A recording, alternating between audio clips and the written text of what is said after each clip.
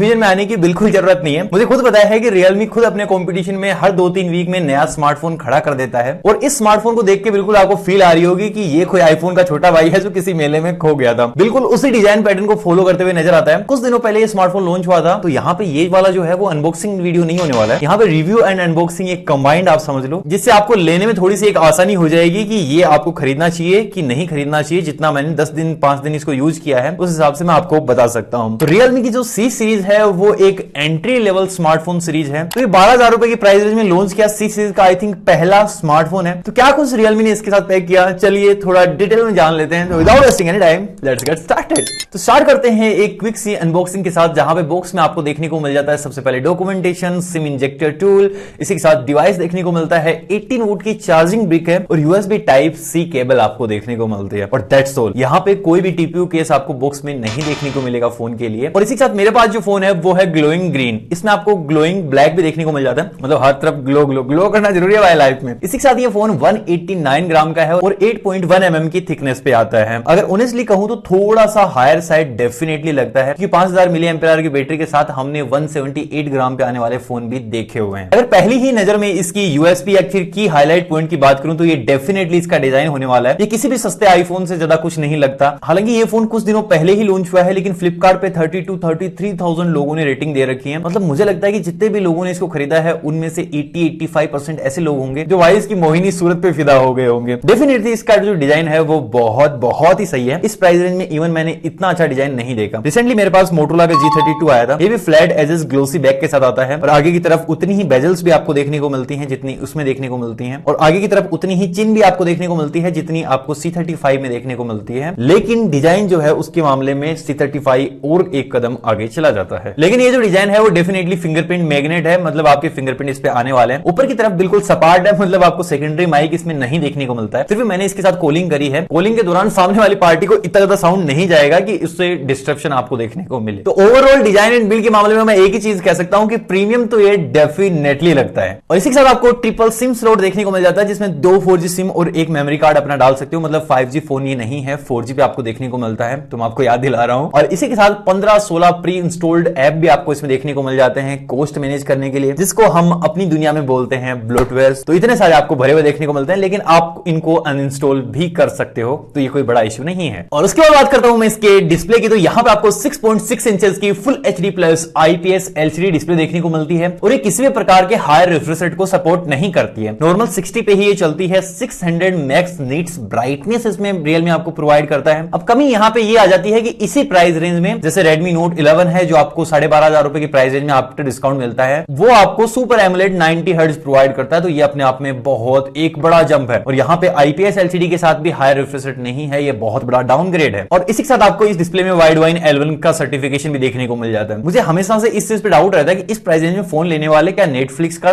Premium subscription लेते हैं क्या? तो इस चीज को आप कमेंट बॉक्स में बताना। अगर डेफिनेटली लेते हैं तो सही है, और नहीं लेते हैं तो इस पॉइंट को बार बार कंसीडर करने का मतलब नहीं है, स्पेशली इस प्राइस रेंज में। तो हम अपना थोड़ा सा टाइम बचा सकते हैं। 90.7% स्किन टू बॉडी रेशियो इसका देखने को मिलता है। भाई वो दिन कब आएगा जब हम 100% पे पहुंच जाएंगे? बहुत सालों से भाई 90-92 पे अटके पड़े हुए हैं। और इसी के साथ इस डिस्प्ले को प्रोटेक्ट करता है पांडा ग्लास। साइड माउंटेड फिंगरप्रिंट देखने को मिल जाता है, जिसके चलते इसकी जो स्पीड है वो फिजिकल होने की वजह से फास्ट आपको देखने को मिलती है। तो अब मैं जितने स्पेसिफिकेशन बता रहा हूं ना, उतने स्पेसिफिकेशन आपको Realme के फोन्स में इसी प्राइस रेंज में देखने को मिल जाएंगे। तो मैं जैसे बोल रहा था, बहुत सारे कंपटीशन Realme खुद के साथ ही खड़े कर देता है, बिल्कुल उसी टाइप से कि मेरी लड़ाई खुद से है, दूसरों से नहीं। और उसके बाद बात करूं मैं इस फोन के पावर की, तो यहाँ पे यूनी SoC टाइगर T616 देखने को मिलता है। अब ये वाला जो प्रोसेसर है वो बिल्कुल वैसे ही है जैसे स्नैपड्रैगन या फिर मीडियाटेक के प्रोसेसर होते हैं। यूनी SoC भी एक ब्रांड है जो प्रोसेसर मैन्युफैक्चरिंग करता है, और इस पर्टिकुलर प्रोसेसर के जो AnTuTu बेंचमार्क स्कोर है वो ऑलमोस्ट 2,25,000-2,30,000 निकल के आते हैं। माली G57 वाला GPU आपको इसमें देखने को मिल जाता है। और इस फोन पे जो स्किन डाली गई है वो है Realme UI 2.0 R एडिशन। अब बेसिकली ये 3.0 भी नहीं है, ये 2.0 भी नहीं है, ये 2.0 का भी एक लाइटर वर्जन है। बेसिकली प्रोसेसर जो है ना वो अच्छे से इन चीजों को हैंडल कर पाए, इसलिए Realme UI 2.0 में जितने एनिमेशन वगैरह थे ना उनको हटा के एक सादा सा रूप तैयार किया गया है और इसको Realme ने नाम दिया है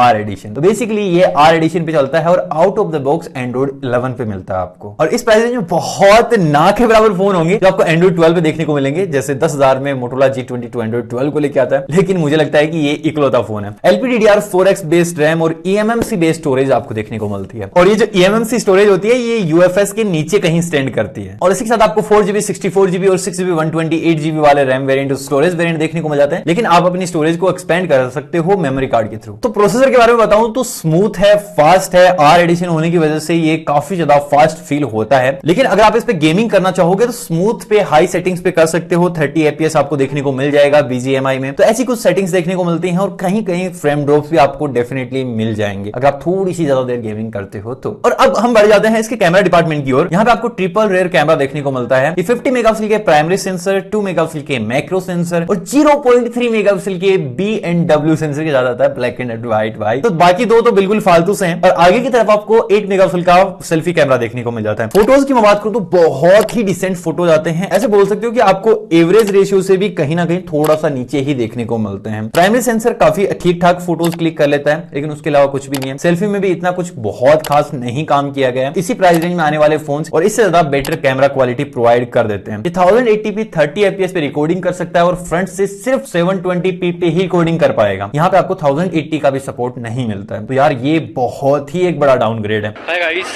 ये है 720p 30 FPS और ये इसका मैक्सिमम है, इससे आगे आप नहीं जा सकते। गाइस ये है 1080p 30 FPS।